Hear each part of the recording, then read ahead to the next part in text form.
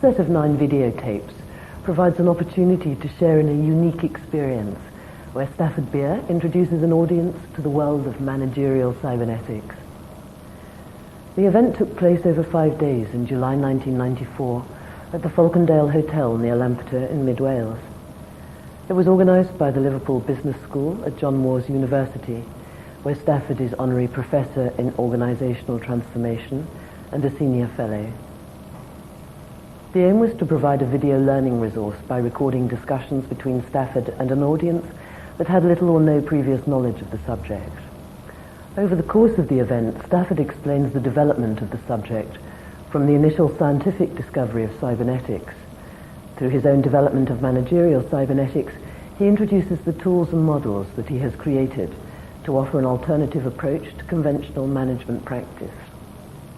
The resulting material embraces the key principles and models that have previously been introduced in his 13 books and referred to in many of his published papers. This is the first learning resource where all these have been brought together in one integrated way. Managerial cybernetics continues to be the only available scientific and coherent account of effective managerial practice. Stafford provides numerous anecdotes, applications and insights from the perspective of practitioner, manager and scientist.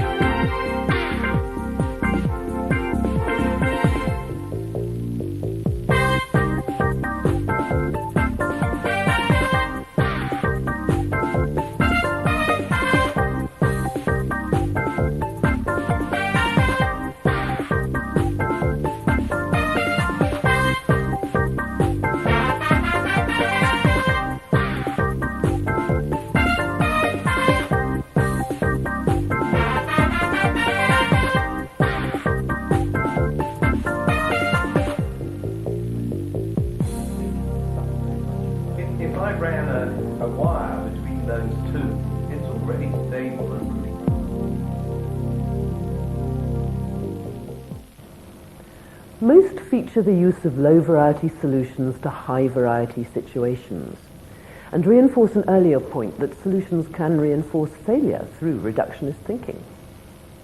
No one solved the exercise in what, so a document called The Explanation is handed out, which introduces the concept of the black box that can be used to overcome the problem of not seeing the wood for the trees. The concepts of intrinsic control and homeostat are introduced with illustrations and examples. Stafford encourages the audience to examine the nature of viability systems, and discussions cover a company, hospital, the church, a small holding, a wave, and a parliament. The ability of a system to be self-sustaining and maintain its identity is teased out, and Stafford's concept of recursive systems is illustrated in terms of the individual, a university, and a church. Session 4 begins with a discussion of examples of requisite variety taken from the morning's newspaper articles. Examples include terrorism, the police, fighting inflation, newspapers with declining readership, conflict in Rwanda, a British rail strike. These ideas form the foundation for examining viable system modelling in the next session. You're looking for requisite variety now, you know what you're after. A bit more sense today than it did yesterday. Good for me, anyway. What did you find, Glenn? A few articles. The Israeli bombing in London, a big one. So we're talking about all the security measures they've done on the Kensington Gardens Road or whatever. Yeah. The road that's blocked up on both ends. They have security cameras, they have patrols, they have all sorts of things. and yet still they managed to blow the embassy. So. Certainly lecture in requisite variety, isn't it? I mean, how the hell do you actually contain it? Did you all talk about that one? No. I assume somebody would pick that up. You see, if you ask yourself now with your embryonic cybernetic knowledge, take the airport situation. I played a game with myself, I hasten to say, before I marched off to jail, where I would say, for years and years and years, I said, I have put sticks of dynamite in that tin. And nobody ever opened it. See, it wasn't, of course. Cigars in those days. And, you know, it is a matter of requisite variety, isn't it? So if you really sat down and said, well, how could I more or less guarantee as a cybernetician that this cartload of people on an aeroplane would get there all right, you probably have to strip them all, do a body search, give them a cotton robe and put them in the plane, and take all their luggage and clothes and belongings in another plane, wouldn't you?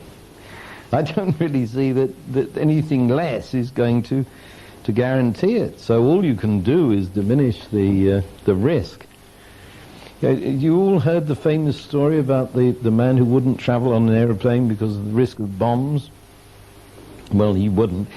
And he was always late for the international board meetings because he was always going to the appointed city and by train and bus and God knows what, and he was always late. And one day he arrived on time, and they said, well, George, good to see you. What happened? And he said, oh, well, I'm traveling in a plane now. And they said, oh, you changed your mind? And he said, well, yes, I saw a statistical assessment. There was 1 chance in a million of anybody having a bomb on an aeroplane. So the chances of 2 people having a bomb are 1 million squared. So I carry a bomb with me.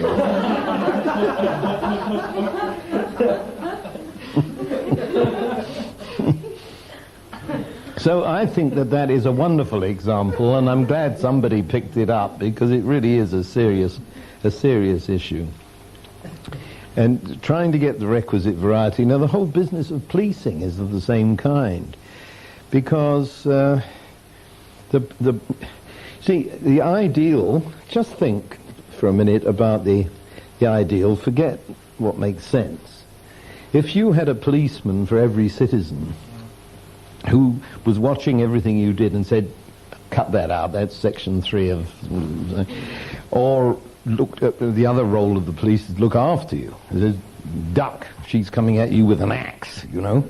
Then obviously you would be able to do it, but you can't. Now, when I last studied this for the Home Office, I found that there were 500 times as many people as there are policemen. So what are you going to do about that? The fact that you've got that disparity. Now, there are answers to this. What do you think? What do you do? Eliminate the ones that you know aren't going to cause. Well, that's a good start, but that's a very fascist kind of answer, yeah.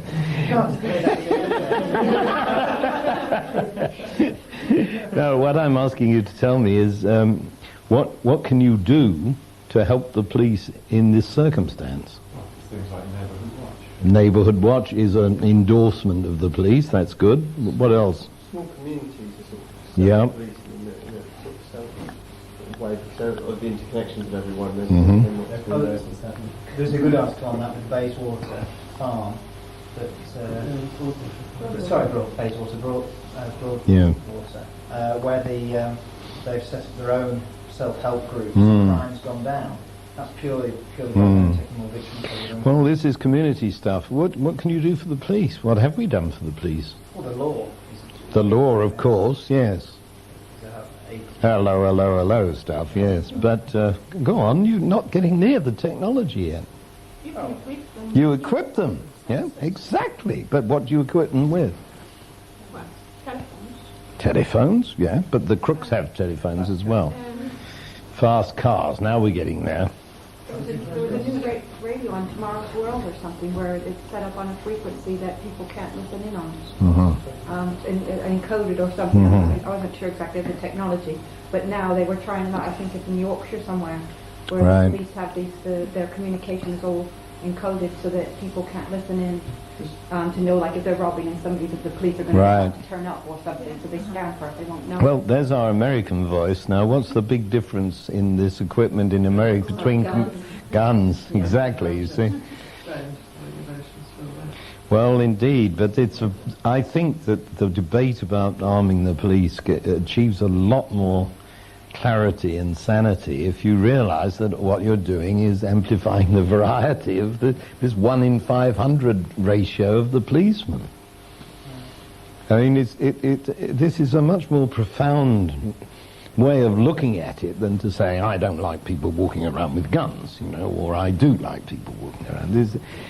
That's all froth on the surface. The real thing is, how are you matching your police ability to police with the disparity of the numbers? That's pure requisite variety. And the worry with the arming side is that if you arm the police, then crooks are more and more going to arm themselves. So you may have amplified your ability, but then reduced your or increased your variety. Exactly, Glenn. You see, I mean, these arguments are quite familiar. What I'm suggesting to you that's different about this conversation now is that you base it in this understanding of Ashby's law, the law of requisite variety. Well, let's leave terrorism. What else have we picked up today? The Independent it lost 19% of its market share from the same time last year, and they are bringing a new editor. Is that a low variety solution to a high variety problem? I would have thought so. Yeah, good point. Well, it depends how good he is. You see, if he can project himself big enough, but it sounds to me like a low variety. I mean, I like that phrase, low variety solution to a high variety problem, yeah.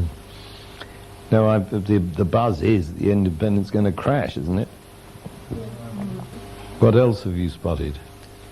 By trying to control inflation with interest rates. Yeah. The whole reason why they're trying to control inflation, growth and what have you, it seems like a Paddy's phraseology, it's definitely low variety solution to a very complex. It certainly is. I've had many arguments with economists about the nature of inflation because, see, it seems to me that from a non-cybernetic point of view, they regard inflation as a fire-breathing dragon who's stalking up and down the streets and has to be shot or dealt with in some way. Whereas I see inflation from a systems point of view as essentially a measure of the extent to which the poor are getting better off than the rich. You think about that. Because, you see, the rich are losing value because of inflation. And somebody with no money couldn't care less about inflation, obviously. Have you got nothing? Who cares? So that's a very different insight. I was nearly hung from a lamppost in Oxford about 30 years ago for saying this. And Oxford being a really strong, a real stronghold of economists. It's the poor one that hits the... Oh, I don't think so. If you've got 10 quid and something now costs 9 quid and it costs 8 quid, you've got a quid less in your pocket. Well, this is true, but if you've got nothing... Yeah, but nobody's got nothing else. Well, they're very close to it, you see. So, if you're very close to having nothing and somebody gives you a handout in the social system, gives you £10, because you've got nothing, you instantly spend it to get something to eat. So the inflationary effect is going to be minimal on you. But if I've got £1 million in the bank and this is just going down like this... That's as long as your social payments go up with inflation. Well, they do roughly, don't they? They're supposed to. If you take it to any sort of the system a bit further out, knock-on effects, I'm not able to if that was an effect or not. Just be careful, that's all, Dave. But the knock-on effects of high inflation detrimental to the growth of business, which means you're going to not generate wealth as easily. Well, they're alleged to be, you see, but... I mean, I believe that you would have a lot of fun really thinking about this in cybernetic terms, which I've always done, because I've watched the progress. I've worked a great deal, I think you may know, in the third world. especially South America and India. And I have watched the effect of the policies of the World Bank and the International Monetary Fund, which are based on these beliefs. And I believe that they're beliefs. They're not substantiated. Anyway, that's a huge subject, and we'd better get back to how we're supposed to be wrapping up the newspapers here. Any more? Yeah, Rwanda. People are dying from quite a variety. Yeah. They die murdered. They die of hunger. Mm. Of earth or trauma. There's a number of different reasons why people's lives are in danger. That's right. And you can't address them all, can you? You know. Well, no, the man on the street, the organisers can only address them in one way. That's right. It's Yeah, right. One of the awful things about those situations, from my observation, is that is never mentioned, is that people settle personal scores. Oh, too bad, he's dead, you know. It's a rather wicked thought. It's just like unpopular officers get killed in war. Too bad, you know, what a pity. Let's hope nobody finds the bullets in the back. I was wondering if anybody would mention the rail strike itself, you see. I mean, we're right in the middle of it. It's the same thing. Except with the rail strike, that's the interesting thing, that if the strike goes on, there's just a possibility that would mean inevitably delay in privatisation, which might actually save the railways in the future. Yeah, from the point of view of requisite variety, though, you see, I mean, you're trying to manage a railway through a few parameters, whereas the real social reality is much, much higher variety than that. And what I'm trying to get across to you is that people manage variety by making models which are low variety so that they can handle a thing. This is nowhere more evident than the problem about parents and children, you know. You make this model of your offspring, and the offspring is never like that to start with, but then proceeds to grow up and changes everything. Well, we better get on. It's we're beginning to get to the stage where you have to do some work here, you see. I mean, it's no use me just lecturing you. Hi, Kate. Are you blown up, Kate? I'm just getting some coffee. Oh, is that all? Yes, good. So, the next thing is, has anybody burned this bottle of wine that was on offer? No. You lazy crew. No. I'm going to give you the next installment of this thing, which is called the explanation.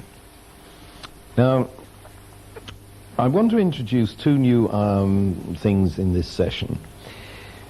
One is the notion of a black box. Now, you've heard of a black box, but I'm not talking about the one on aeroplanes. You know, it's a much more general idea. What do you think is meant by a black box in cybernetics? It's got an input and an output. Don't really bother what goes That's on. it. Yeah, you buy that? That's exactly it.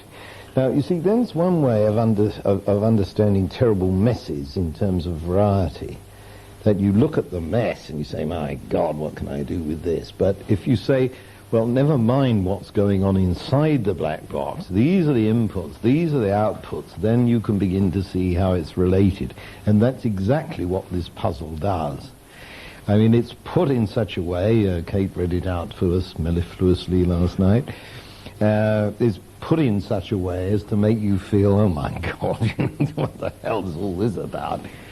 Well, actually, it's very simple if you think, if you accept that this activity is a black box. Now, you're told to do that because it says there's an investigation going on with the personnel department. You're not allowed to monkey with the inside of the black box.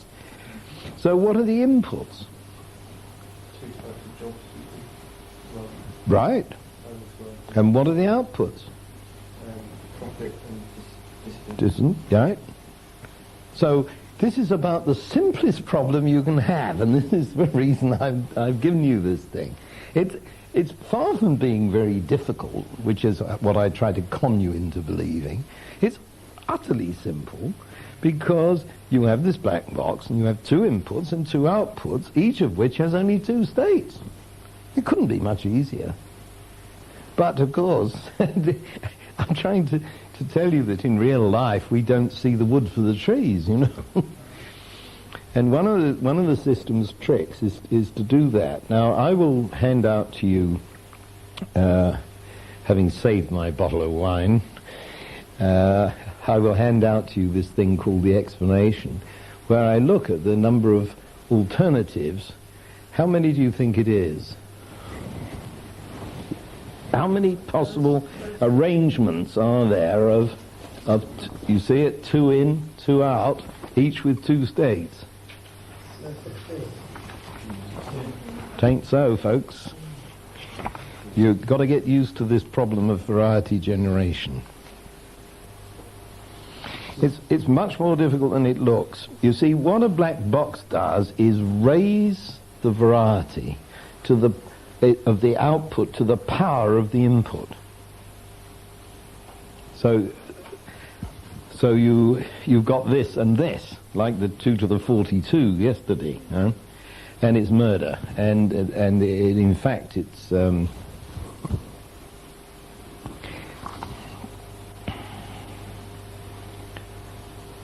I go through it here, and I won't bore you with it in this session, but the answer is 4 to the 4. What's 4 to the 4, anybody? It's 256. So, you see, in order to solve this problem, you have got a setup, a black box, and you've got 256 possible states. Now, I have tried also, I mean, rather wickedly, I suppose, to generate some anguish and anxiety in you about what the devil you do about measuring variety, right? Did I succeed? Good. Now, we're beginning to grapple with it here, you see. Actually, among all this mess, you have to find one out of 256 states, and then you can deal with it.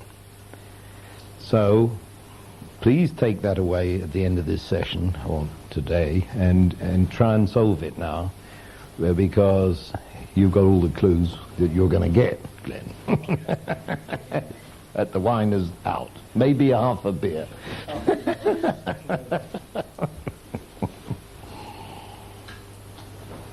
So there are more lessons to come out of that study. I'm rather pleased with that study, and I think it'll give you a feel for a lot of things. Now then, so, black box we've dealt with. The other word I need before we proceed is the word homeostasis. Does anybody know that word? You know, I really am, folks, very carefully defining the technical terms I want. And I'm quite aware that sometimes my vocabulary runs away with me, and I say, like the frisson business, please stop me and say, what the devil does that mean if you don't understand? No, don't be shy about that. But the words we need, I will define. Homeostasis, what is it? Homeostasis, the thing that does it is the homeostat. Now, what's the word that you all know, which is a particular example of a homeostat? The end is the same. Pardon? Thermostat, exactly. And that is a particular example of a homeostat. And it's thermostat, therm being the Greek for heat. So there you are. We're going to try and control the temperature.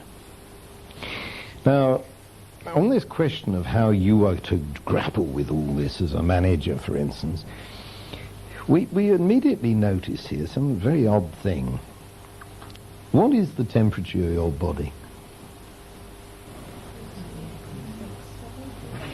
Depends whether you're English or American. They quote, I'm just dying to see what you would say. Americans, for some reason, they have a different figure. Anyway, it's much the same, isn't it? Now, the interesting thing is, you see, if we're dealing here with a sort of engineering term, a thermostat. You know, we have one attached to the radiator. Now, I've never heard of a surgeon who's found a thermostat in the human body. There isn't one. That's very extraordinary when you think about it, because our temperature is very, very well controlled. And what's more, we can walk onto a melting shop stage in a steel, where the melting temperature of iron is 1300 degrees, for heaven's sake, and then go into a refrigerator in the butcher's, and somehow it works, and there isn't a thermostat. So how does this happen? Anybody want to comment on that? You get feedback and your body summarizes. Do you remember, Jane, yesterday I used the word intrinsic control? Yeah. When I was talking about the prison governor and the Watt steam governor and the sleeve going up and down.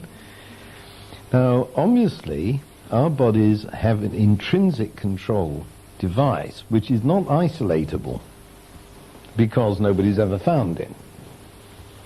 So the definition of a homeostat that I want you to remember, I really do want you to remember this, is that it is a mechanism that holds a critical variable.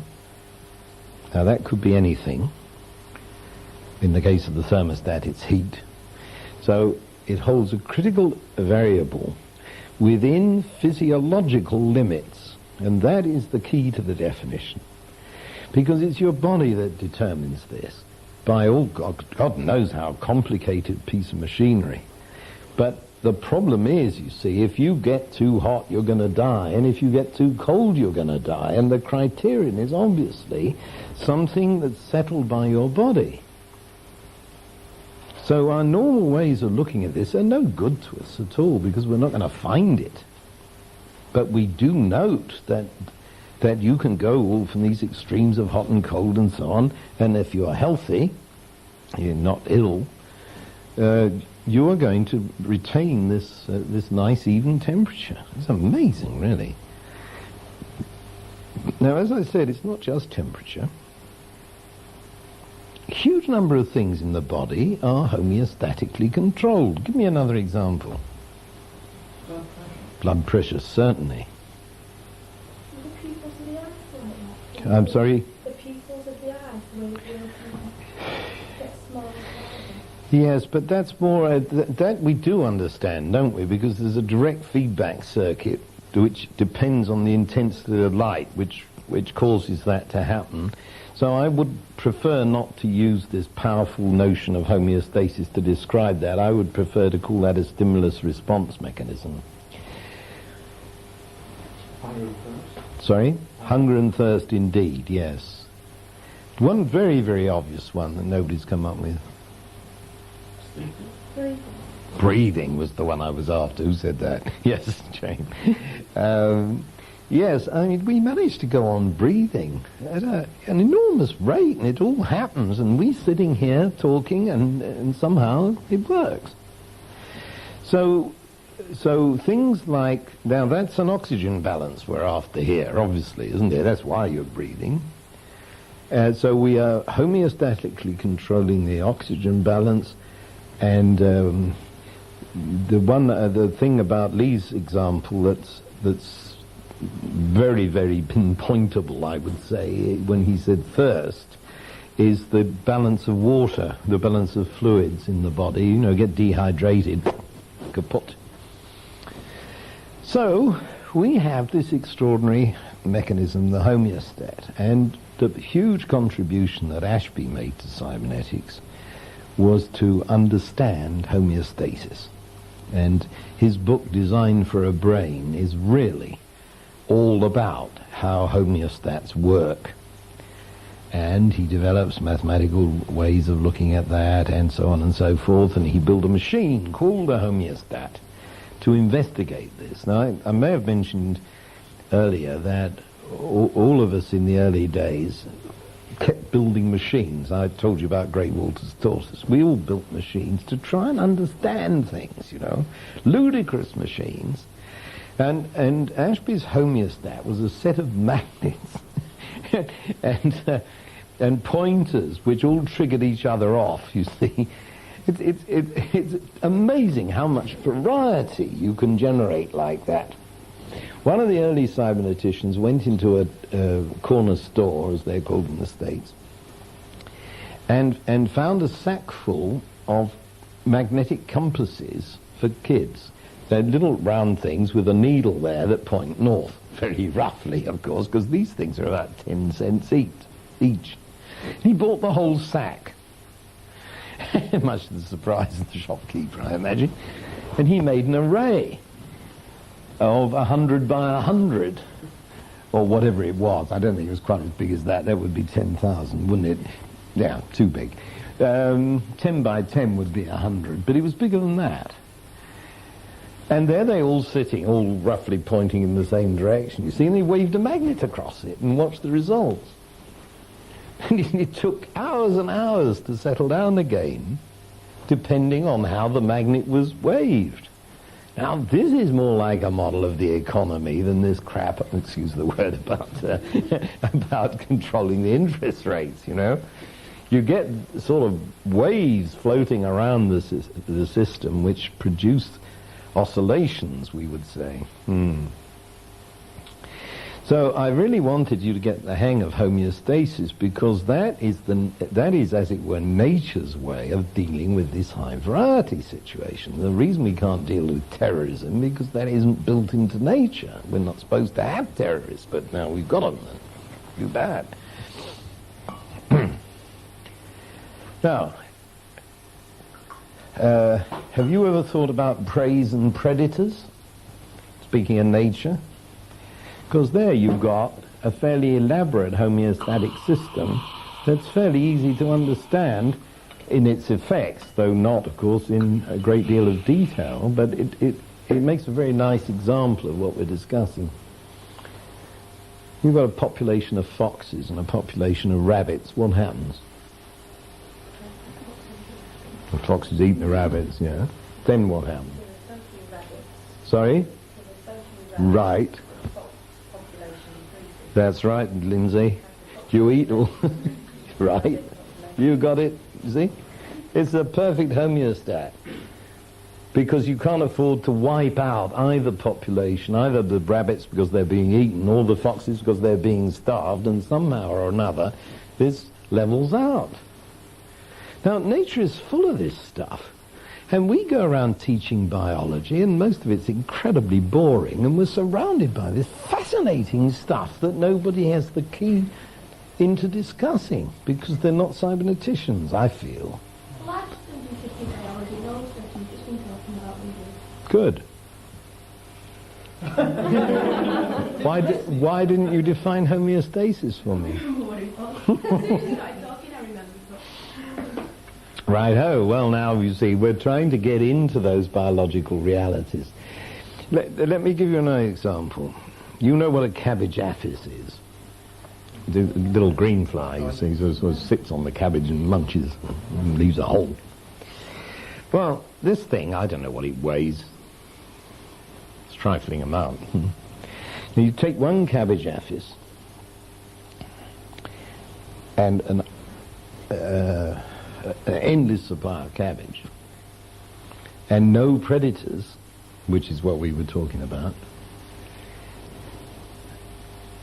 What weight of aphides would you have at the end of the season? You only have to start with one. These poor little devils are hermaphroditic. They don't have a sex life, poor dares. So you've got one and lots of cabbage and no interference. What's the weight that you would end up with at the end of the season? Have a guess. It's 822 million tons. Yeah. Now that's dramatic. You think you've got a problem with terrorists? You see, I mean, why aren't we up there in aphides or caterpillars or something? Because of these interlocking homeostats. Now the fox-rabbit one is very simple for purposes of illustration, and what you've actually got, of course, is a whole set of interacting networks that defies analysis. But boy, does it ever give you a respect for the way nature operates. It's just extraordinary. And I so often wonder about the exploding human population. Has civilizations been... Well, indeed. What happened to the Aztecs, Jane? Exactly. Yeah. They plowed too much of their fields and whatever, and in the end they starved because they'd over...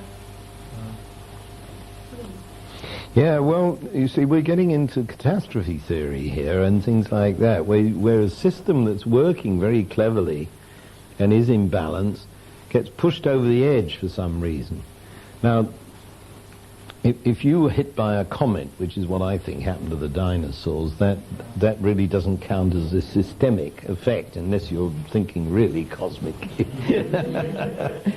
But the idea that a comet or a meteor smashed into the Pacific Ocean as it now is, creating a dust cloud which blotted out the sun, would account for writing off the dinosaurs. But that's not the sort of thing I'm talking about. The sort of thing I'm talking about is the growth curve, which looks like a flattened S. In mathematical terms, it's a logistic. And somehow all these complex systems level that off. So we should have more respect for these kind of things. And okay, now what we're going to do is to use all these ideas that I've been trying to boil up inside you to consider the question of a viable system. Now, this is very special terminology. What is a viable system? What's it mean?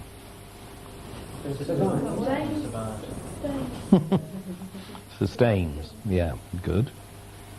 Anything more exact than that? Controls itself. Well, yes. Where's the word come from? I mean, it's Latin, and Latin means viable. You know. But how has it got into our language? It belongs to a very special discipline. Have you heard of obstetrics? When is a fetus viable? When it can sustain itself. Right, exactly that, which is well before birth, of course. Hence the possibility of cesareans and so on. So the notion is precisely that you've got a system which is self-sustaining independently of its origin. In the case of the fetus, obviously, of its mother, but otherwise independently. Now, this is a very difficult concept to get hold of, and I want to level with you about this, because if you overreact and say it must be totally independent, you see, you're going to define something which doesn't exist, because nothing's totally independent. I've always been very affected by the principle of the German philosopher Hegel. Have you ever come across Hegel? You would have done, yes. Marx pinched all his ideas from Hegel, you see, in the first place. The whole notion of dialectical materialism in Marx comes from the Hegelian dialectic, which says we have here a thesis, we have an antithesis, and we have a higher synthesis. Now that is a very good cybernetic concept. And what I was going to say, that Hegel was the first glimmer of a systems thinker, really, in modern philosophy. I'm talking about the last couple of 100 years. He had a thing which he called the axiom of internal relations, which I'd ask you just to contemplate for a minute, which says that the terms by which... The relations by which terms are related are an integral part of the terms they relate. Yes, I will. The relations by which terms are related are an integral part of the terms they relate. And what this means is that a mouse is smaller than an elephant, or it wouldn't be a mouse. You know, the whole nomenclature breaks down if these things are not maintained. And of course, once you get that clear, you observe that everything we discuss is related to everything else. And you also observe that the names of things are very important because we are using language all the time. So we like to think we're accounting for things that are going on in nature, but what we're really accounting for is a linguistic model of that, which is kind of hair-raisingly frightening, actually, if you think about it too long in the middle of the night.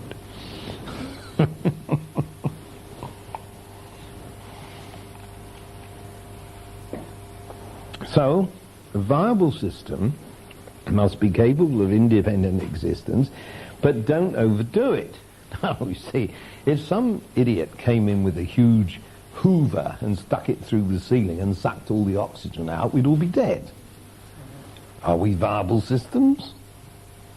Somebody comes through that door, points a gun at me and shoots me. I'm supposed to be a viable system. Why didn't I survive it?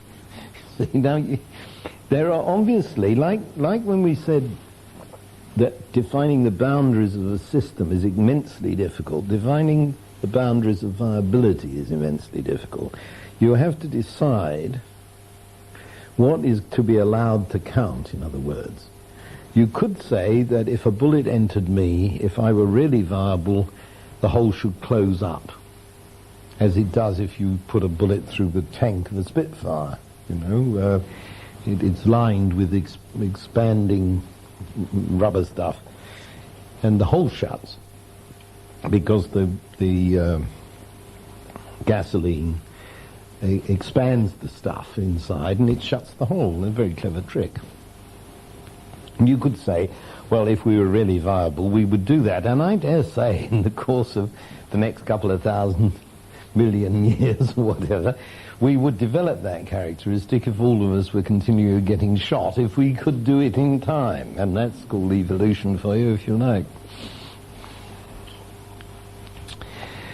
So, approach this thing with gentleness, please. A viable system. Now, give me an example of a viable system.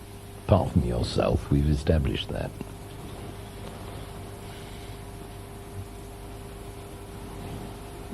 Tides. Hmm? Tides. Tide coming in. I'm sorry, Tide coming in. the tide coming in. Ah, I wouldn't call that a viable system. Now, why wouldn't I?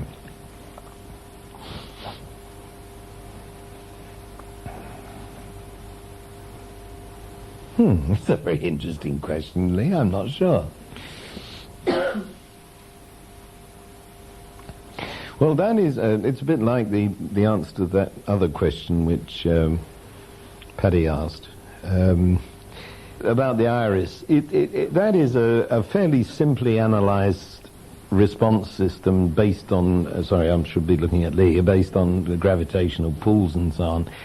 And I'm not really looking at that as a viable system. I'm looking at something which is uniquely identifiable and sustains itself. Small holding. Small holding, yes. Yes, okay. Pardon? Computer. Now, there's an interesting one. How does it sustain itself if you don't plug it in? Well, that's what I'm saying. You're saying right. If you have certain conditions. That's like it. Like we've got Yeah. to need air, Right. we need water. That's fair enough. To sustain ourselves and to be viable. A computer needs power, it needs somebody to it might need somebody to operate it. And these It's a sort of things. very interesting question, this, isn't it? Because that's fascinating, because it's an artifact. That's why it's fascinating. So does it fulfill the conditions or not? Let's try and store that one up, and let's revert to it when you've got the whole model on board, and we'll see what we think. Huh? Now, let's get on with the more obvious examples, please. Who knows the Great Ormond Street Hospital? What's it for? What's it for? Sick children, yeah. How long's it been there? A very, very long time. So you see, we have an entity called a hospital for sick children that has outlasted, which is, I think, quite interesting, all its staff, all its patients. It's still there. And it somehow cycles through its staff and its patients and maintains what is the point? What is it maintaining? Identity is the word, yes. So a viable system has an identity, and that's one of the problems that I was having with the tides, you see, that it is an identifiable thing we're talking about, which can sustain itself. And if it eventually dies, as we shall, in what sense does that survive? What are the two answers to that, folks? When you're dead, in what sense do you survive? There are two answers to it, obviously. I should have said obviously. Oh, that's the third, yes. As organic material. Mm-hmm. Mm. Yeah, well, that's part of a bigger homeostasis, isn't it? Yeah. Now, I'm sorry, I wasn't thinking of either of those, although they're perfectly legitimate answers. Was the record or did you survive? Yes. You've done one within you. Well, that's part of the memory, isn't it? Don't put that all together. Pardon? That's the one I was after, you see. We have developed this machinery of self-reproduction, which means you're surviving in that sense. And the other answer I was after was what? So, Yes, not everybody accepts that. But you see, you may go to heaven or the other place or whatever. Maybe you survive in that sense. And why have people always tried to find out whether they did survive, you see? It's very interesting, isn't it? I'm certainly not offering a position on this in this meeting.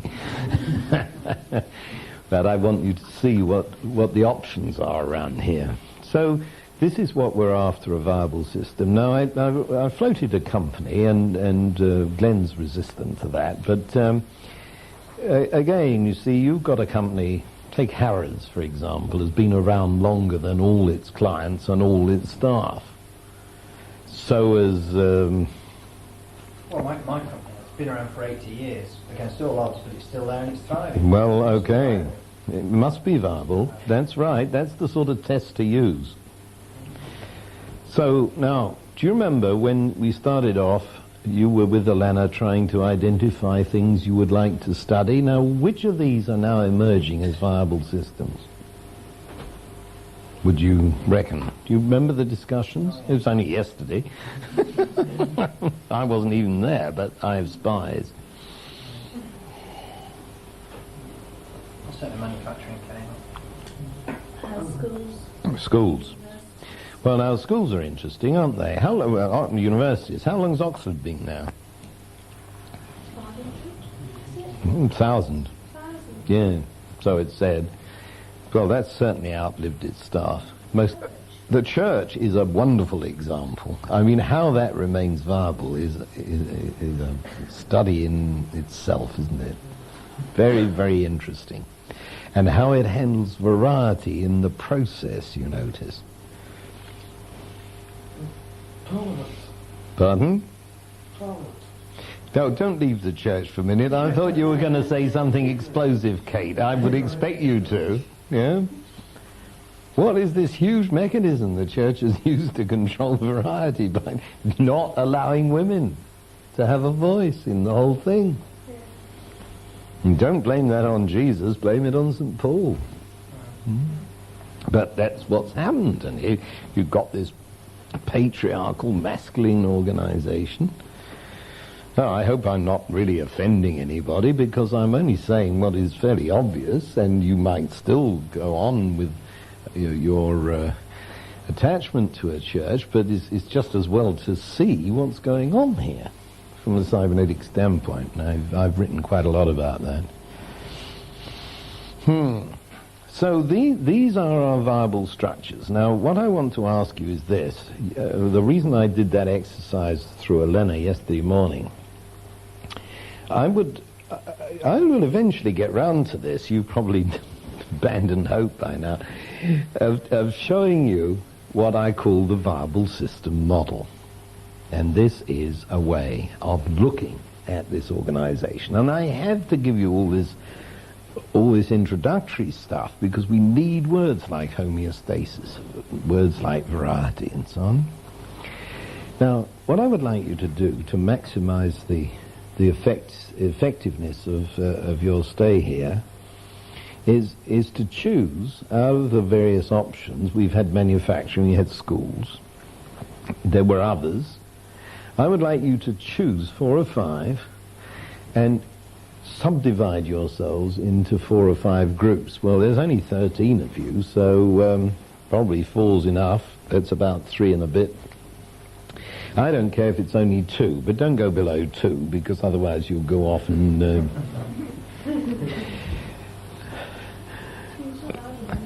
Pardon? Well, 1 is a group, you see, mathematically speaking, but that's not advisable socially. So I believe.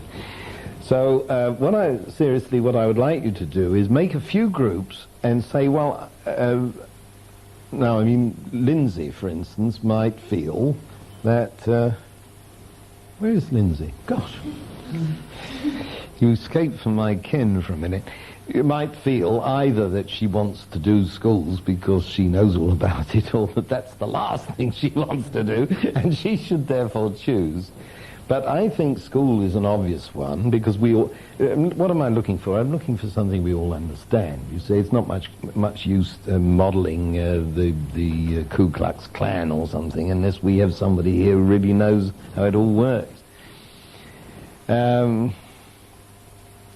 So we all know how school works, more or less. We all know how, or think we know, how a manufacturing industry works. That's the simplest example of industry, because you're actually making things, and you can talk about that.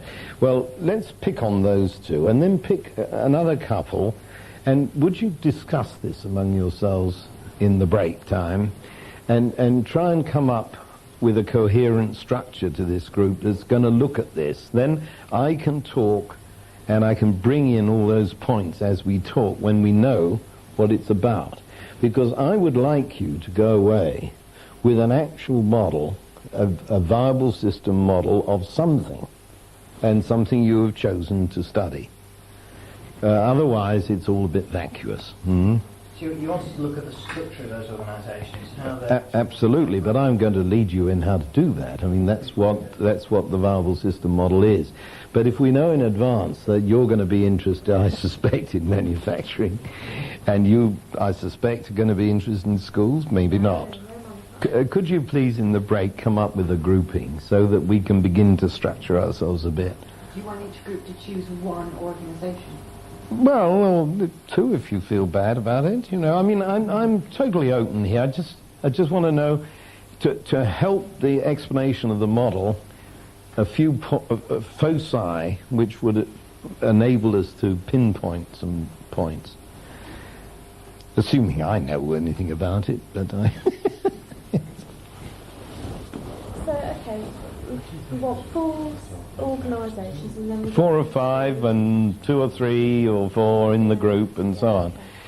Try and break the thing up, and let's make them all different, you know. I saw that Amnesty International was one of the things, and that, I mean, I don't think anybody would be here if they weren't interested in the human predicament, so maybe that's one, which is a bit different from...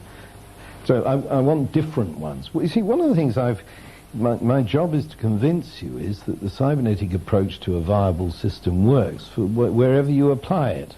It certainly applies to the body, because that's where it started. It started with a mathematical model of the human nervous system that I made many, many years ago. And see, the point is, are there, to use a word, laws in nature which condition and guarantee and so on viability? That was the thing I started out with. And with great respect to the biology, you see, I never found an answer in biology. And that's where you'd expect to find it, but you don't. You might expect to find it in medicine, and you certainly don't, because medicine is absolutely reductionist. And I don't know if you folks have ever found yourself in the position of being treated by 4 different specialisms, and they don't interact. I have just received, I'm what is euphemistically known as a senior in Canada, which means an old age pensioner in English. I've just received a letter from the Minister of Health in Ontario which says 25% of admissions to hospital in Ontario are due, of seniors, 25% of senior admissions to hospital are due to mixed up medication. That's unbelievable. Because one doctor said, you take this, my love, and you'll be okay. And the other doctor has said, and you get on this rack and I'll stretch you, and whatever they've done. And the mix-up. So the government of Ontario, which is very, very sophisticated and advanced, I may say, has put in a system through the pharmacists, which we call chemists, so they're all on a computer network to try and catch this poor old buffer when he goes in there. You see, you've got it as well in England. That's right. You're right, Dave. I did see something about that. Yeah, but look, where's it got us? You know, I mean, this is crazy. What an indictment of medicine. And everybody says, oh, aren't we clever? We can catch this out. How did it ever arise in the first place? If you've ever read anything about Chinese medicine, for instance, it couldn't possibly happen because you're treating the whole person. So, again, we find this holism, reductionism dichotomy is very, very serious in our society. It really is. Now, before we close this session, I really do want you to come up with better, more fulfilling conversation about what is and what isn't a viable system. I mean, we started mentioning some viable systems on the grounds that they survive. What isn't? For instance, not any old organisation is a viable system. Try and think of one that isn't. Would you say British Rail is a viable?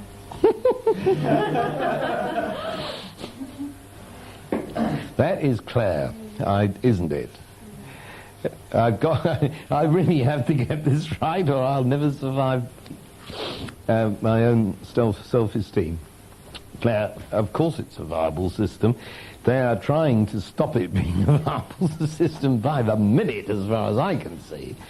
But it has been there for years, and let's hope it stays there. But you keep chopping lines off, and you make it unviable at some point, don't you?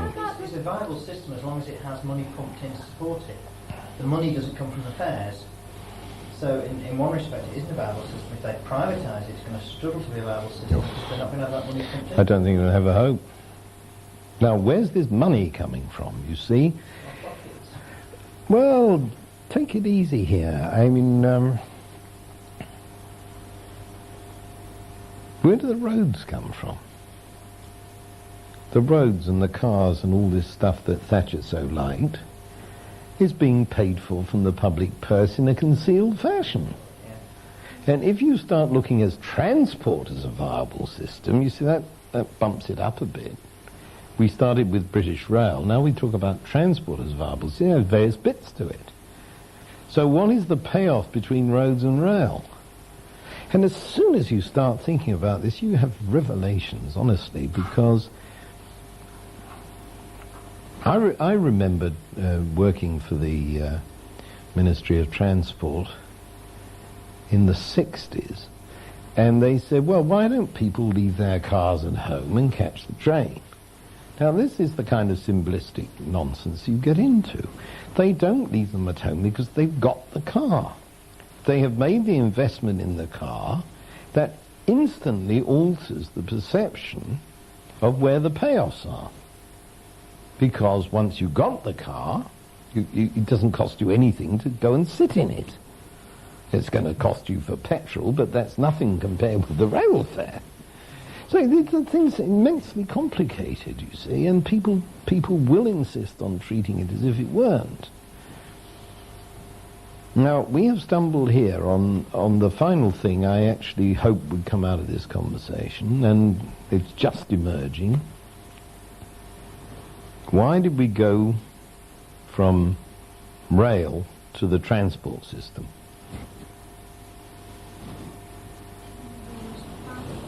Mm-hmm. Mm. Is the transport system on its own viable and the rail network part of that? Well, it's an interesting question, isn't it? After all, people would still have to be transported if all the trains mysteriously disappeared, wouldn't they? So is that why it works? Because Yeah. it's part of the greater... Right. They're working on a theory with the transport that they're going to build more. People have got more cars. They're going to carry on getting more cars. So let's build more roads. Mm. Public transport's basically taking a back seat because everyone wants total convenience. Right. What they're doing is reducing the rail network so that I thought you've got there less opportunity, less I thought there convenience. was really having a good look at that and trying to invent Change every year. having second thoughts. It's a bit late, you see, because the transport lobby is entrenched and the railways are being undermined. Aircraft are in there with all sorts of other constraints on them. So the notion of a transport system is more than the collection of the bits of transport, is what I'm getting at. What is the same argument when you get to energy? Oh, it's the coal. Coal, gas, electricity, nuclear. Where is the energy policy? We haven't got one, never had one. Now, what I'm getting at is the last word I wanted to put into this thing. I do try and ration the words. We've had black box, we've had homeostasis. The last word is recursion. Now, I have a law, never mind old Ashby, which says that all viable systems contain and are contained in viable systems. Now, we started with you as an individual. What viable system are you contained in, Paddy? I don't know, say part of me is in a viable system that is the university, say. So you're a student in a university. So that's the next level of recursion. You see what I mean? Yeah. But what else are you? Family. That's another level of recursion. Distinct. I mean, not one contained in the other. You are contained in the university. You are contained in the family. Do you belong to a church? Maybe you don't want to say. If you did, you would belong in the church. Next level of recursion, right? If you belong to a political party. Mm-hmm. So you suddenly get this extraordinary image of the viable system called you at the center of something like a sphere, where your organs are part of you and you're part of the family. And something else is part of you and you're part of the church, and so on. And hundreds of them, you see. That's why I call it a sphere. I think it's a nice model. It's amazing, really, when you start thinking about it. And this linear causal chain that I was attacking yesterday, you see, makes you pretend you're not that complicated, because they say, oh, it's just me, you know, and I've signed on, or what have you done? It's very boring, but this rich thing, like this sphere with no boundaries out here, sort of shimmering away, that is you, there's a purely simple scientific thing I've said, and we're almost into mysticism, because there's no limit to this. You're the center of the universe, and everything else is bits and pieces of the viable systems of which you partake. Isn't that exciting? Now, oddly enough, you see, this is exactly what Buddhism teaches, by the way. And that's not a church, so I can say that. Not really. It's a philosophy rather than a church. Well, we ought to wrap up now, so don't forget, black boxes, homeostasis, recursion is the clue. Now, when we resume, we will actually assault the viable system head on. Okay? Have a nice break. Yes, good question.